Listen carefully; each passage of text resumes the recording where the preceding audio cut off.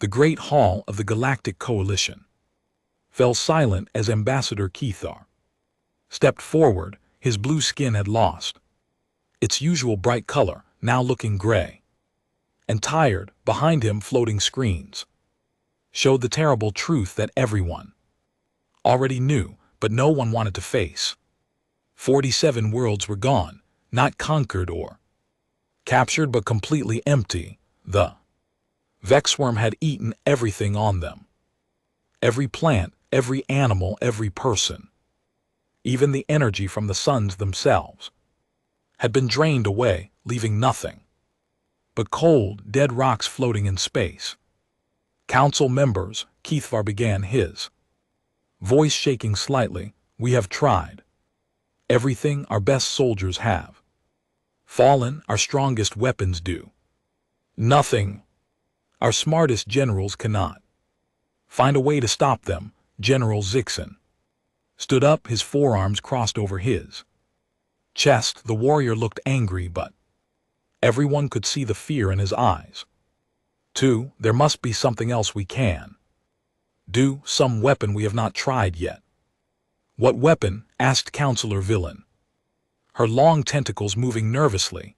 The Vex eated energy itself. Every time we shoot at them, we just make them stronger. They take our power and use it to grow bigger. The screens behind Kethvar changed to show the latest battle reports. 3 more coalition fleets had been destroyed just yesterday. The captains had tried everything they could think of: energy, weapons, missile attacks, even ramming their ships into the enemy. Nothing worked. The Vex just absorbed it all and kept coming. How long do we have? Someone asked from the back of the hall. Admiral Korath stood up slowly. His scales were a dark green color, which meant he was deeply worried. Our scientists believe the swarm will reach the core worlds within 6 months, maybe less if they keep growing at this rate. The hall erupted in frightened voices. Representatives from dozens of worlds, all talking at once, all asking the same questions. What could they do? Where could they run? How could they stop something that seemed impossible to kill? Kethvar raised his hand for silence. When the noise died down, he spoke again. His words made everyone even more afraid. There is one option we have not tried yet, one species we have not asked for help. No, General Zixon said immediately. Absolutely not. We cannot be that desperate. What species? Asked a young delegate from the Outer Rim worlds. She was new to the council and did not understand what they were talking about. Anna answered, her voice barely above a whisper. The humans from the planet they call Earth. The reaction was immediate. Half the delegates started talking at once, their voices full of fear and disgust. The other half sat in shock. Silence. Everyone knew about the humans, but no one liked to talk about them. Earth had been discovered 50 years ago by a coalition survey ship. The planet should have been impossible for life to exist. The gravity was crushing. Atmosphere was poisonous to most species. The weather was violent and unpredictable. Worst of all, nearly every living thing on the planet was designed to kill something else. But somehow the humans not only survived, there they thrived. They had built cities and traveled to space. They had created art and music and literature. They seemed almost normal until you looked closer and realized what they really were. The human ambassadors seemed pleasant enough, said one delegate hopefully. Admiral Korath pulled up classified files that made several council members turn away in horror. These are their military records. They have been fighting wars against each other for their entire history. They have weapons that can destroy continents, they have poisons that can kill every living thing on a planet. Their soldiers train by doing things that would kill most of our people. The images on the screen showed human soldiers in training. They ran for hours without stopping. They fought with bare hands until they bled. They practiced with weapons that shot metal bullets instead of energy beams. They even practiced fighting underwater and in freezing cold. Look at their eyes, whispered Counselor Velana. Even the peaceful ones, there is something hunting behind those eyes.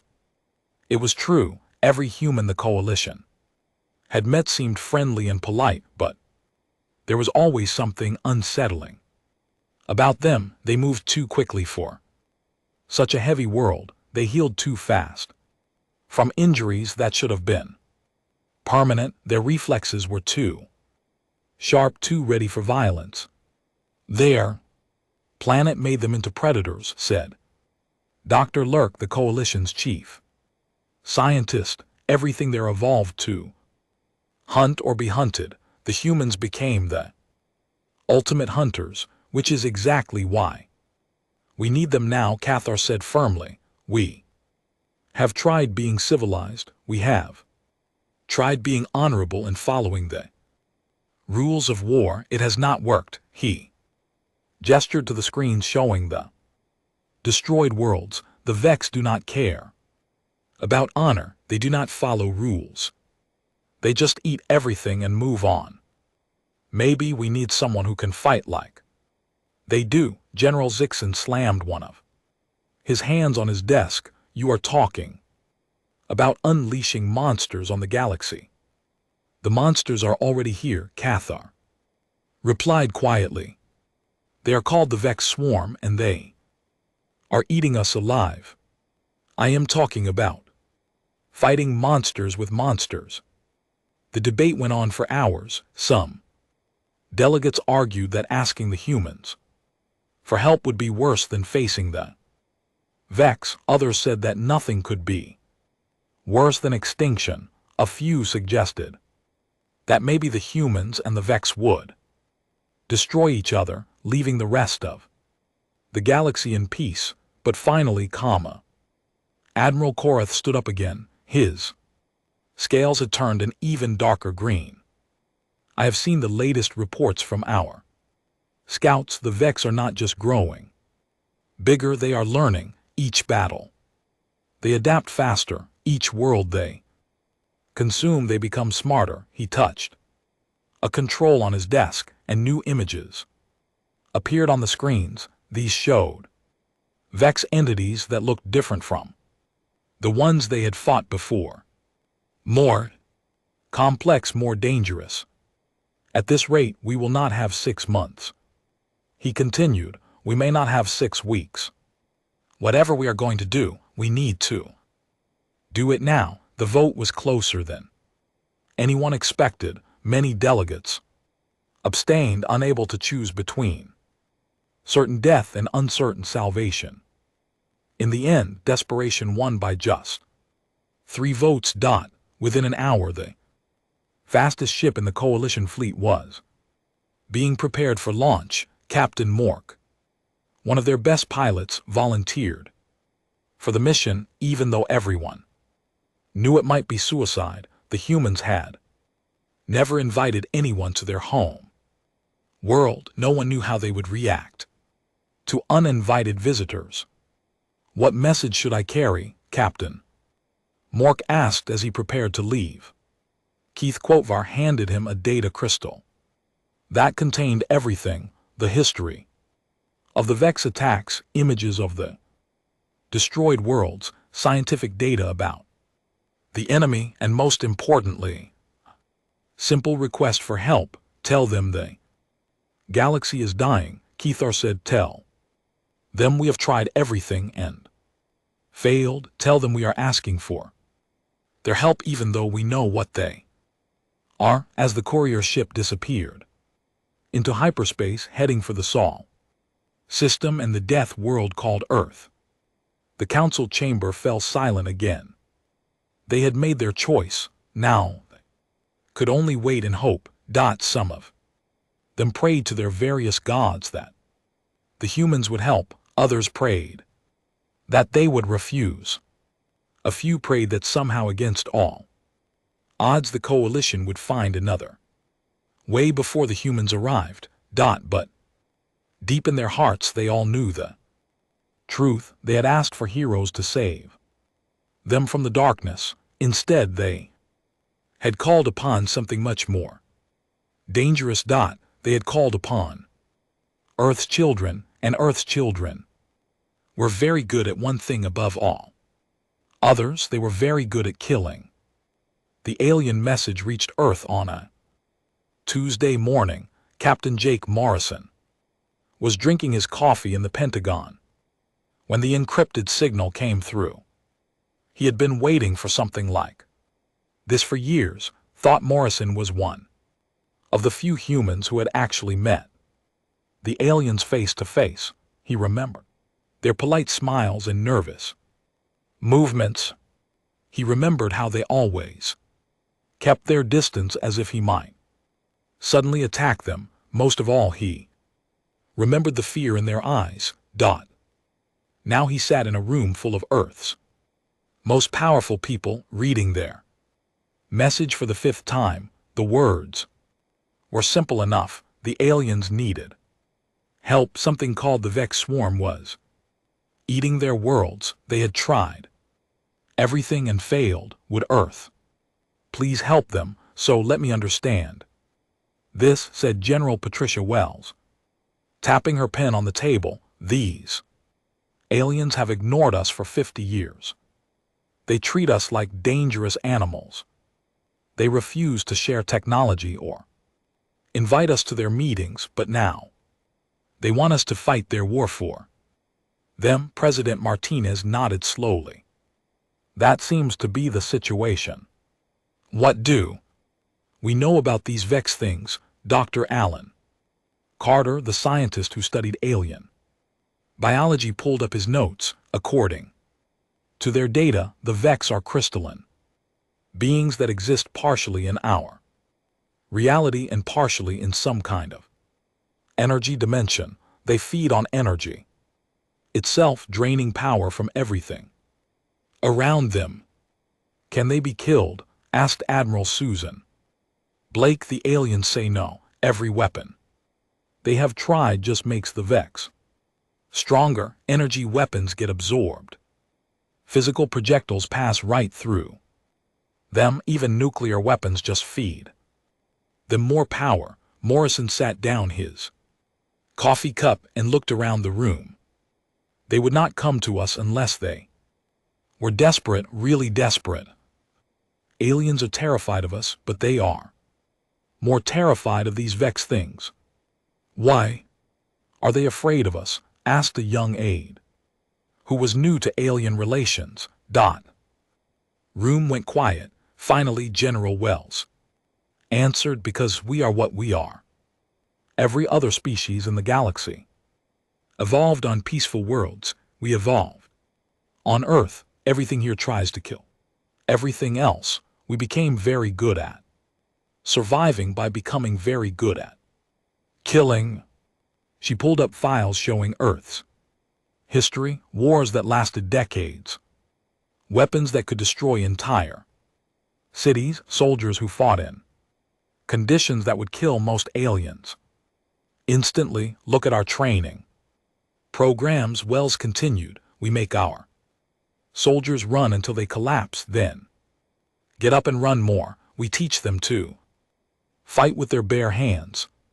We drop them in deserts and jungles and them to survive with nothing but what they can carry. The aide looked shocked.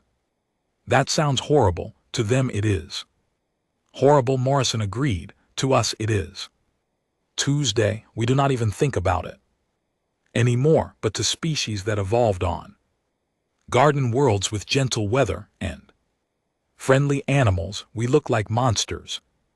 President Martinez leaned back in her chair. So the question is, do we help Them, and if we do, what kind of help do we could send medical supplies, suggested someone, food, maybe some defensive technology. Admiral Blake shook her head. They do not want medical supplies, they want us to fight. Look at their message again. They are not asking for aid or support. They are asking for military assistance. They want us to be their attack dogs, said General Wells bluntly. After 50 years of keeping us locked away on our own world, now they want us to come out and bite their enemies for them. Morrison looked at the alien data again. The numbers were staggering. 47 worlds destroyed, billions of people dead, entire solar systems drained of energy. The Vex swarm was not just winning, it was growing stronger with every victory. What do you think, Jake, President? Martinez asked. You know these aliens better than anyone. Morrison was quiet for a long moment. He thought about the alien ambassadors he had met. They were decent people as far as he could tell. They had families and hopes and dreams just like humans did. They did not deserve to be eaten by space monsters. I think we helped them, he said finally. But not the way they expect. What do you mean? Morrison smiled, and everyone in the room suddenly understood why the aliens were afraid of humans. They asked for heroes. They want someone to ride in and save the day with honor and courage and all that noble stuff. But heroes play by rules. Heroes try to minimize casualties. Heroes show mercy to defeated enemies. He gestured to the alien data showing the destroyed worlds. These Vex things do not play by rules. They do not care about honor or mercy. They just eat everything and move on. You cannot fight monsters by being noble. So what do we send them? Asked General Wells. Morrison, Quote's smile got wider and more frightening. We send them exactly what they asked for. They want Earth's help. They want our military, fine, but they get the real thing. They get us as we really are. The orders went out that afternoon, not a general call for volunteers because there would be too many. This mission needed specialists, veterans of the worst wars Earth had ever fought, people who had seen the darkest side of human nature and learned to use it as a weapon. Lieutenant Colonel Ron Davis got his orders while training new recruits in the Alaskan wilderness. He was teaching them how to survive in temperatures that would freeze most aliens solid. When his phone rang and he heard what Earth needed, he just asked one question: when do we leave? Davis had fought in 3 different wars on 3 different continents. He had seen cities burning and children crying and good people dying for stupid reasons. He had learned that sometimes the only way to stop evil was with something worse. Hot, Sergeant Major Lisa Chen got her call while testing new explosives in the Nevada desert. She was an expert in making things blow up in creative and destructive ways. Her specialty was urban warfare, fighting enemies in their own tunnels and bunkers where normal soldiers could not go. How much firepower are we authorized to carry? Was her only question. Chen had spent years fighting in the underground tunnels beneath enemy cities. She had learned that hesitation meant death and mercy was a luxury that got your friends killed. She was very good at her job, and her job was destruction. Commander Pete Johnson was pulled from his nuclear submarine deep in the Pacific Ocean. He was a hunter who had spent years learning patience and precision in the dark depths where one mistake could kill everyone on board. He read his Orders once nodded and began calculating how many torpedoes his ship could carry. Dr. Maria Santos was the last person chosen for the mission. She was a combat medic who had kept soldiers alive in situations that should have killed them. She could perform surgery while enemy bullets flew overhead. She could find ways to heal wounds that would have been fatal to anyone else. But she was also an excellent shot with a rifle, and she knew exactly where to hit someone to make them stop fighting permanently. These 4 people, and others like them, represented something the galaxy had never seen before. They were not heroes in any traditional sense. They were survivors from a world that had tried to kill them every day of their lives. They had learned to be harder, faster, and more dangerous than anything else in their environment. Most importantly, they had learned that sometimes being a monster was the only way to protect the things you loved. The ship that would carry them was called the Defiance. It was humanity's most advanced warship, built with technologies that the aliens had never seen. It carried weapons that had been designed for fighting other humans, creatures who were smart enough to be truly dangerous. As the ship prepared for launch from Earth orbit, alien observers monitoring the Sol system detected energy readings they could not identify. The humans were using some kind of technology that did not appear in any of their databases. One alien analyst sent a worried message to his superiors.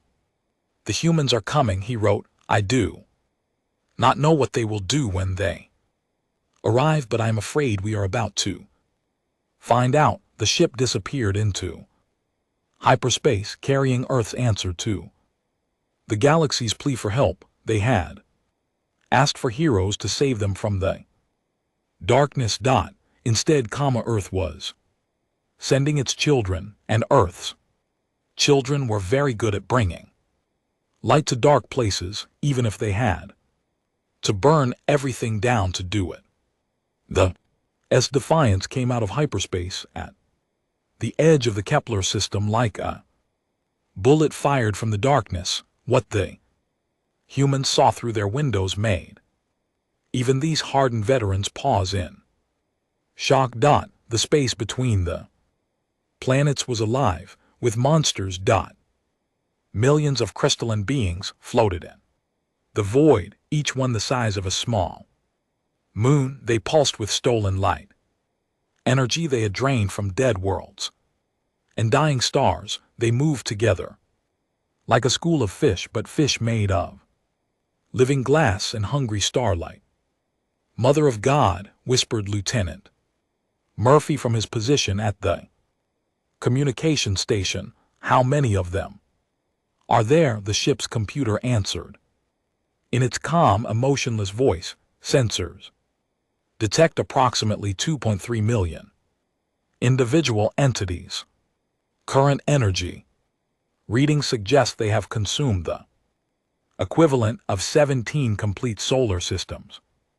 Colonel Davis stood on the bridge, studying the tactical display with the same calm attention he had given to every other battlefield in his long career. Around the Vex swarm he could see the Coalition fleet fighting desperately and uselessly. The alien ships fired their energy weapons, and the Vex simply absorbed the beams like flowers drinking sunlight. They launched missiles, and the projectiles passed through the crystalline beings without causing any damage. Their defensive shields held for a few minutes before being drained completely, leaving the ships helpless. It was like watching children fight tigers with sticks. Incoming transmission from the Coalition flagship, Murphy announced. The main screen flickered to life, showing the face of Admiral Korath, the Alien commander looked exhausted and desperate. His scales were dark with stress, and his eyes held the hollow look of someone who had watched too many friends die. Human vessel, he began, his voice cracking slightly. I am Admiral Korath of the Coalition Defense Force.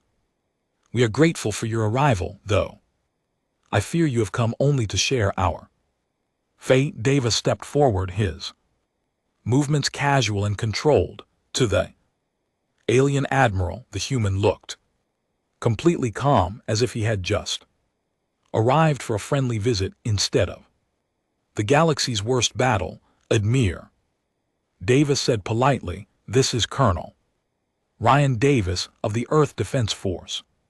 We are here to help. Tell me about these Vex things. Kor's expression showed a mixture of hope and disbelief. They feed on energy, Colonel, all energy. Weapons only make them stronger. They drain our power systems, our shields, even the life force from our bodies. We estimate the swarm will consume the entire galaxy within 6 months. Davis nodded thoughtfully, as if the Admiral had just described a minor technical problem. I see. Admiral, I need you to pull your forces back to minimum safe distance. We are going to try something different, Colonel. With all respect, if our most advanced weapons cannot harm them, what can your single ship possibly do? Davis smiled, and for the first time, Admiral Korath began to understand why the galaxy feared humanity. It was not a cruel smile or an angry one. It was the smile of a professional who had been given an interesting puzzle to solve. Admir Davis said patiently, you have been fighting these things like civilized beings. We are not civilized. We are from Earth. The Coalition fleet pulled back as ordered, confusion and growing despair evident in their radio chatter. They watched as the human ship moved toward the swarm alone, a tiny speck against the overwhelming mass of crystalline death. Dot on the Defiance. The crew prepared for battle with the same methodical care they had learned in a dozen wars, but this was not going to be like any battle they had fought before. Nuclear mines deployed and ready, Colonel, reported Sergeant Chen from her position at the weapons console. She had spent the last hour modifying their nuclear warheads, turning them from simple bombs into something more creative. Kinetic bombardment system online, added the weapons officer. Tungsten rods armed and targeted. Commander Johnson studied his sensor readings with the patience of a submarine hunter. Sir, I am detecting massive gravitational distortions. These things might be existing partially in folded space. Dr. Santos finished her final preparations. Biological warfare packages ready for deployment. The synthetic viruses should attack their crystalline matrix structure, assuming they have one. Davis opened a channel to the Coalition fleet. All ships maintain distance and prepare to record everything. Earth wants to know how this goes. The first attack was almost disappointing in its simplicity. Chen triggered her nuclear mines when the lead Vex entities passed through their proximity fields. The explosions lit up space like miniature suns, brilliant flashes of atomic fire that should have destroyed anything in their path. The Vex absorbed every bit of energy and kept coming. If anything, they seem brighter than before. Phase 1 complete, Davis announced calmly, as if nuclear weapons failing completely was just a minor setback. Beginning Phase 2. The kinetic bombardment was more impressive. Tungsten rods, each one the size of a telephone pole, slammed into the swarm from multiple directions at tremendous speed. The impacts were spectacular, shattering several Vex entities and sending fragments spinning through space. For a moment the Coalition fleet dared to hope. Then they watched in horror as the shattered pieces began to flow back together like living mercury, reforming into complete entities within minutes. They are regenerating, Admiral Corps' voice was hollow with defeat. Colonel, we appreciate your efforts, but Phase 3 Davis interrupted. Dr. Santos released her biological weapons into space, clouds of synthetic viruses designed to attack silicon-based life. Forms drifted through the swarm like invisible fog for several minutes. Nothing happened. Then the Vex began to convulse. Cracks appeared in their crystalline structures, spreading like spiderwebs through their bodies. Entire sections of the swarm began to dim and crumble. The Coalition fleet watched in amazement as thousands of Vex entities simply fell apart and crumbled into space dust. It is working, Admiral Korath shouted over the radio. Your biological weapons are destroying them. But even as he spoke, the remaining Vex were adapting. Their immune systems evolved in real time, developing defenses against the synthetic viruses.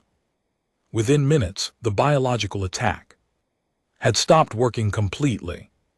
Colonel Corps' voice was urgent now. Your weapons are having some effect, but they are adapting too quickly. In a few more minutes, they will be immune to everything you have used. Davis nodded calmly. Then it is time for Phase 4. He opened a channel to his crew. All hands, prepare for ramming speed. The bridge fell silent. Even these experienced veterans looked shocked. Sir Lieutenant Murphy's voice cracked. Ramming speed. You heard me, Davis replied. These things feed on energy. They absorb projectiles. They adapt to biological weapons, but they are still made of matter, and physics still applies. Commander Johnson understood first. You are going to ram them at full speed, not just ram them, Davis corrected. We are going to ram them while detonating our entire fuel supply, ammunition stores, and reactor core simultaneously. Maximum kinetic impact combined with the biggest explosion we can manage. The implications hit everyone at once. Dr. Santos spoke what they were all thinking. That is suicide. Davis looked at his crew. These volunteers who had followed him across the galaxy to fight impossible monsters, maybe, but these things have eaten worlds full of innocent people. They have killed billions, and Earth sent us here to stop them. He activated the shipwide communication system. All hands, this is the Colonel. We came out here to do a job, and we are going to finish it. Escape pods are ready for anyone who wants to leave. No questions asked. No shame in it, but I am staying with the ship. Nobody moved. Sergeant Chen was the first to speak. Hell, Colonel, I did not come all this way just to watch fireworks from a distance. Besides, added Commander Johnson with a grim smile, who's going to tell Earth we ran away from a bunch of space crystals? Dr. Santos checked her medical kit one last time, then set it aside. If we are doing this, we do it right. I am staying. Throughout the ship, not a single person moved toward the escape pods. Davis felt a surge of pride in his species and his crew. Then let us show these things what Earth is really made of. The Defiance turned toward the heart of the swarm and began to accelerate toward the largest concentration of Vex entities. Behind Them the Coalition fleet watched in stunned silence as the human ship flew straight toward certain death, carrying the hopes of the galaxy in its hull. The Coalition fleet watched in complete silence as the human ship accelerated toward the center of the Vex swarm. On dozens of bridge screens across the alien fleet, commanders witnessed something they had never seen before. Species choosing certain death rather than accepting defeat. Admiral Koroth stood frozen at his command station. In his 300 years of military service, he had seen courage many times. He had seen sacrifice and heroism. But this was something different. This was madness disguised as strategy. "Sir," his communications officer whispered, "the human ship is accelerating past all safe limits. Their engine readings are beyond anything in our databases." On the Defiance, warning alarms screamed through every corridor as the ship pushed far beyond what it was designed to handle. The metal hull groaned and twisted under stresses it was never meant to endure. But Colonel Davis had planned for this moment. Every safety system had been disabled.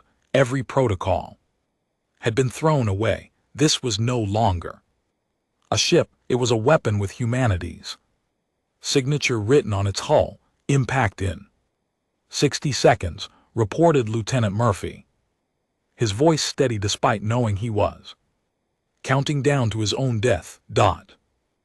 Vex swarm had finally noticed the approaching ship. Millions of crystalline entities began moving toward the Defiance, preparing to drain its energy and add its materials to their collective mass. They had done this thousands of times before with Coalition ships. This would be no different. 30 seconds to impact, Murphy continued, all systems still functioning. Sergeant Chen smiled as she watched her weapons display.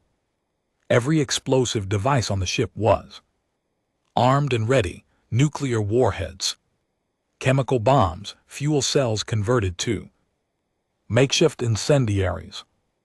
Everything humanity had learned about destroying things was packed into one final explosion.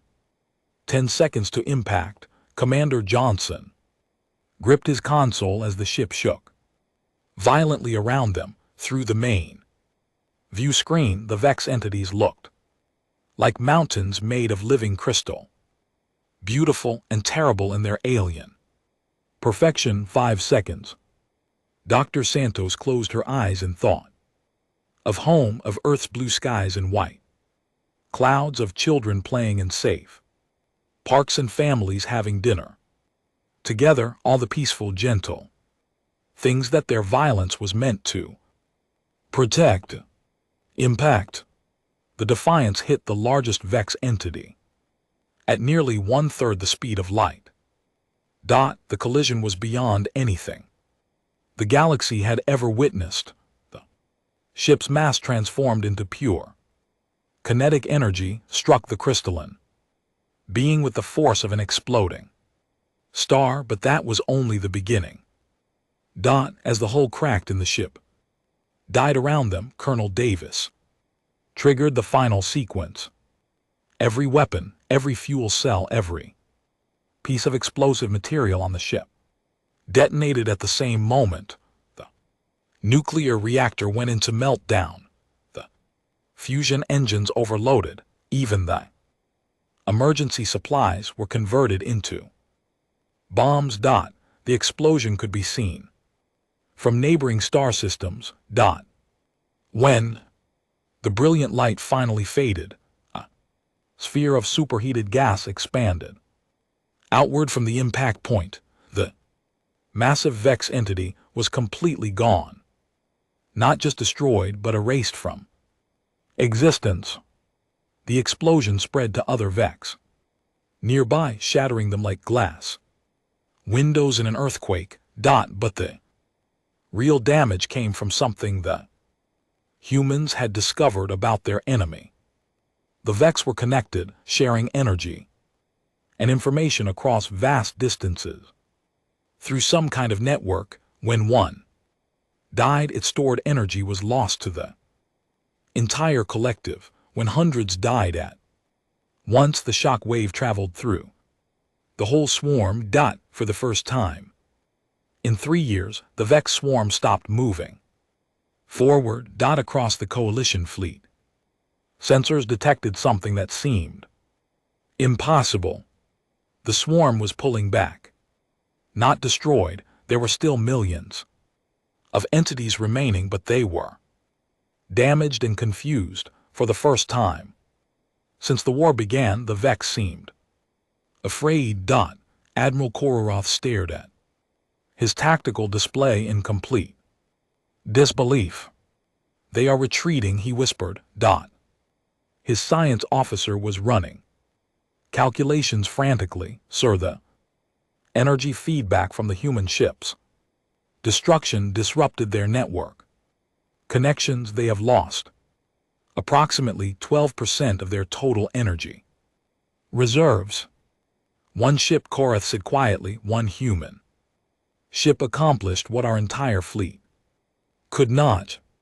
But even as the coalition celebrated their first victory in years, new contacts appeared on their sensors. More human ships, dozens of them dropping out of hyperspace in perfect military formation. The lead ship was the S. Retribution, and its commander was requesting immediate communication with Admiral Kor. The face that appeared on his screen was cold, professional, and completely without mercy. This was a person who had seen too much war and learned to use violence like a precision tool. "Admiral," the human said, "this is General Patricia Wells of the Earth Defense Force. I understand you have been having trouble with parasites." Behind her, Korath could see the bridge of a ship designed specifically for war. Not the clean, efficient warfare of civilized species, but the brutal, total warfare that had shaped humanity for millennia. "General Wells," Korath managed to say, "we are grateful for Earth's assistance. The sacrifice of Colonel Davis and his crew will never be forgotten." Wells's expression did not change. Colonel Davis opened the door. "Admiral, now we are going to walk through it. These Vexes made one serious mistake."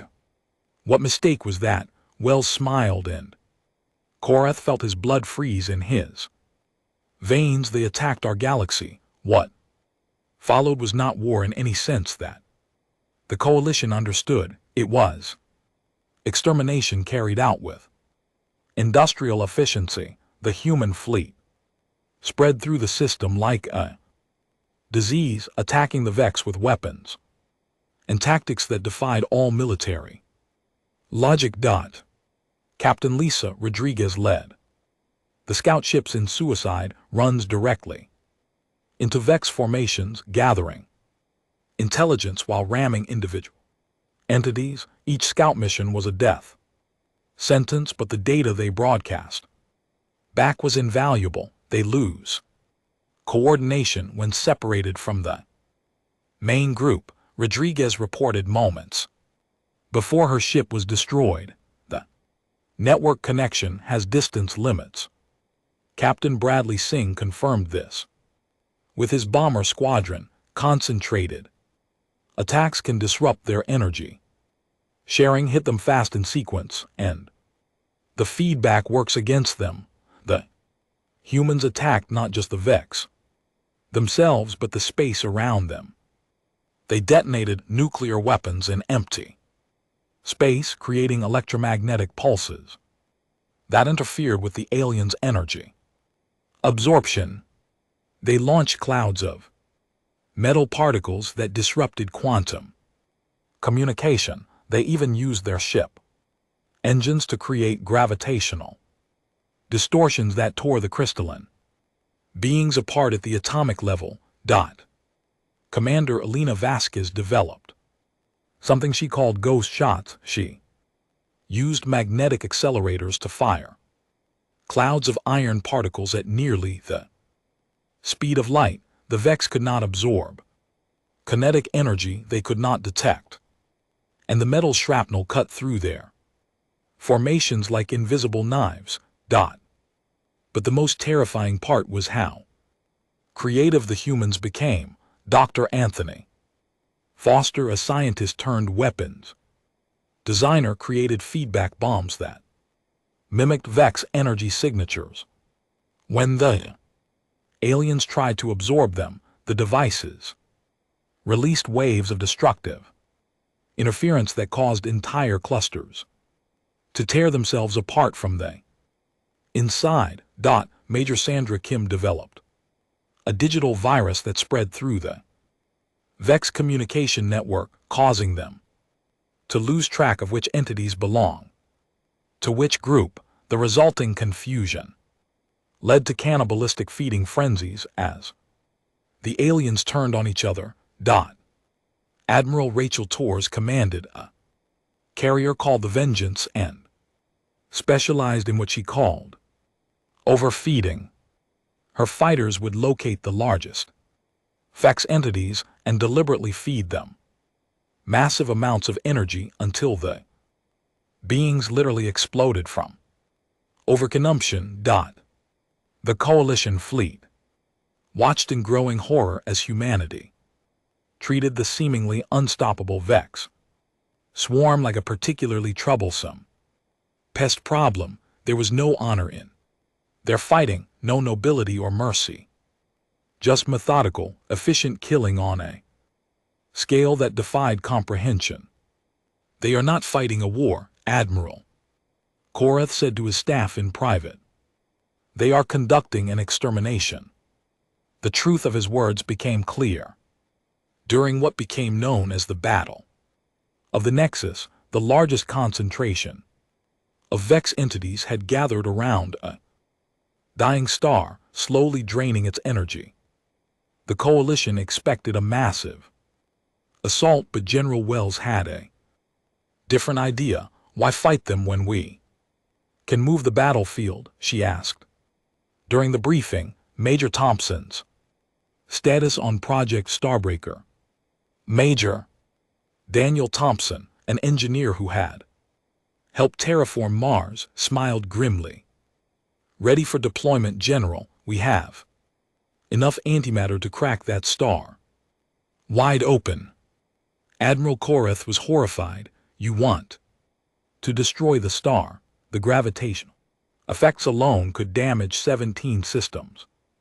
Wells looked at him with the patience of someone explaining simple math to a child. Admiral, these things have been draining that star for 6 months. It is going to die anyway. We are just changing the schedule. The plan was insane by any military standard. Humanity intended to detonate the star. The Vex were feeding on, creating an artificial supernova that would destroy millions of entities in a single blast. The gravitational disruption would scatter the survivors across half the galaxy, breaking their network permanently. It worked perfectly. The artificial supernova lit up the entire galactic rim. When the radiation cleared and space stabilized, the great Vex swarm was gone. The victory celebration aboard the Coalition flagship was strangely quiet. They had won, but nobody seemed happy about it. The Vex swarm was gone, scattered to the empty spaces between stars. The galaxy was safe, but the beings who had saved them were still there, and that fact made everyone nervous. Admiral Korath walked through his ship's corridors, listening to the whispered conversations of his crew. They were grateful to be alive, but they were also afraid. The humans had shown them something that no civilized species wanted to see. They had shown them what total war really looked like. The The coalition had fought the Vex for 3 years using their best weapons and finest strategies. They had lost 47 worlds and billions of lives. The humans had solved the problem in 6 months by destroying a star, Sir. His communications officer called out. General Wells is requesting a private meeting with you. Korath nodded and made his way to the secure conference room. He found the human general waiting for him, staring out a viewport at the space where the artificial supernova had burned. Even now, hours later, the radiation was still visible as a faint glow against the stars. Generals, he said carefully, the Coalition Council wishes to express its deepest gratitude for Earth's assistance in this matter. Wells did not turn around, but Korath hesitated. How do you tell someone who just saved your entire civilization that you are afraid of them? But some among the council wonder what happens now. Your species has demonstrated that you can destroy any threat the galaxy might face. Some asked whether Earth might itself become such threat.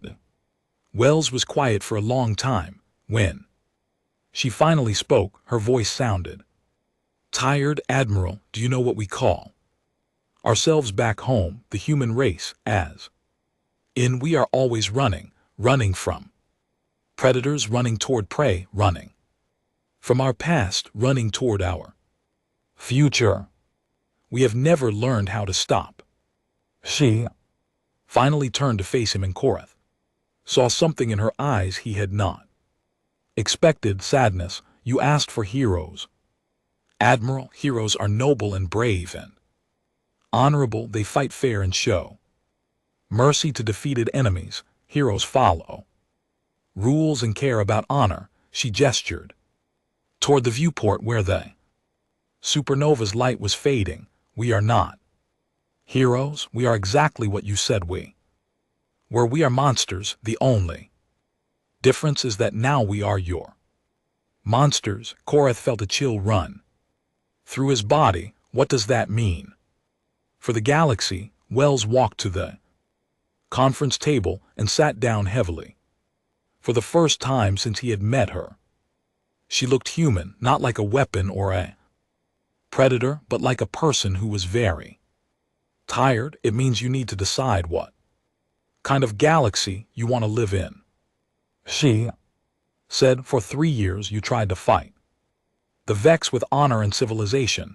You followed the rules of war. You tried to minimize casualties. You showed mercy when you could, and they nearly ate you alive. She pulled up a holographic display showing the human fleet scattered throughout the system. Even at rest, the ships looked dangerous. They were built for war, not exploration or diplomacy. We did not follow any rules. Wells continued. We did not care about honor or mercy or fighting fair. We identified the threat and we eliminated it using every weapon we could think of. We committed genocide against an entire species without losing a single night's sleep. You saved us, Korath said quietly. Yes, but what happens the next time? What happens when another threat appears? Will you try to handle it with your civilized methods, or will you call us again? The question hung in the air between them like a weapon waiting to be fired. And what happens, Wells continued, if someday we decide that the threat is you? Before Korath could respond, alarms began sounding throughout the ship. His communications officer's voice came over the intercom, filled with panic. Admiral, to the bridge immediately. We are detecting massive energy signatures from deep space, multiple contacts, unknown configuration. Wells and Kor ran to the bridge together. What they saw on the main screen made both of them freeze in Terror. Ships were dropping out of hyperspace at the edge of the system. Not Vex entities, but actual constructed vessels. They were enormous, each one larger than any ship in the coalition fleet. They were also old, impossibly old, with hull designs that predated every known civilization. How many? Korath asked. 17 ships so far, sir. All of them are broadcasting the same message. Put it on screen. The image that appeared was unlike anything they had ever seen. The being was humanoid in basic shape, but clearly not human. Its skin was metallic gray, its eyes were solid black, and when it spoke, its voice sounded like grinding stone. I am Overlord Catham of the Dominion Fleet, the being said. We have been observing this galaxy for 10 million years, waiting for a species to prove itself worthy of our attention. The destruction of the Vex swarm was impressive. Wells stepped forward, her hand moving instinctively toward her sidearm. This is General Patricia Wells of the Earth Defense Force. State your intentions. The ancient being's black eyes focused on her with disturbing intensity. Ah, the humans. Yes, we have been particularly interested in your species, your home world, your violent history, your capacity for destruction. You are very much like us when we were young. What do you want? Wells demanded. We want to meet our successors, Cathmal replied. For millions of years we have ruled this galaxy from the shadows. We seeded worlds with life, guided evolution, eliminated species that became too dangerous. We were the guardians and the executioners. The implications hit both Wells and Korath at the same moment. These beings had been manipulating galactic history. For millions of years, they had been the power behind everything. But we are old now, Kethel continued. Tired, we wish to retire to dimensions beyond your understanding.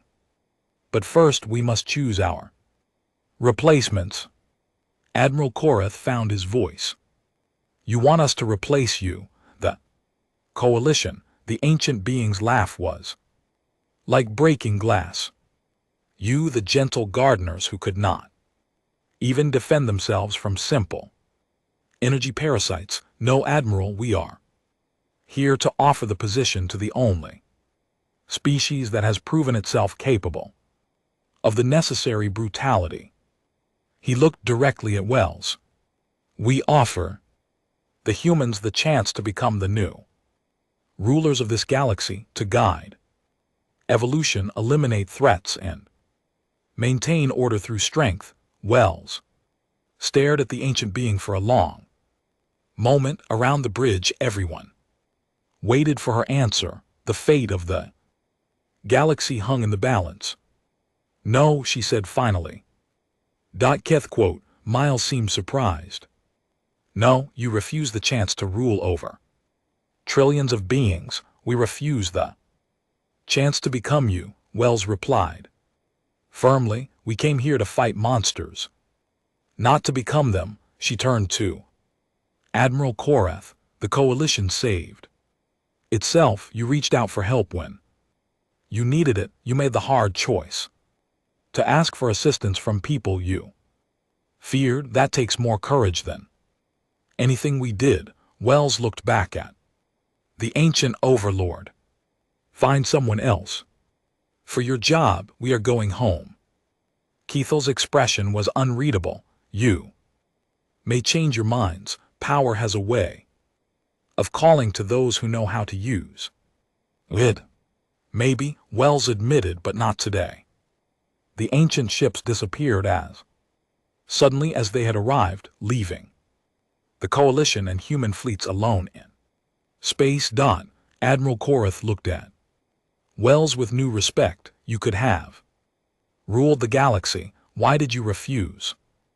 Wells smiled sadly. Because the moment We said yes, we would have stopped being the people you called for help. We would have become the people you needed help from. She stood up and headed for the door. Besides, somebody needs to keep an eye on us monsters, make sure we do not get too comfortable with our power.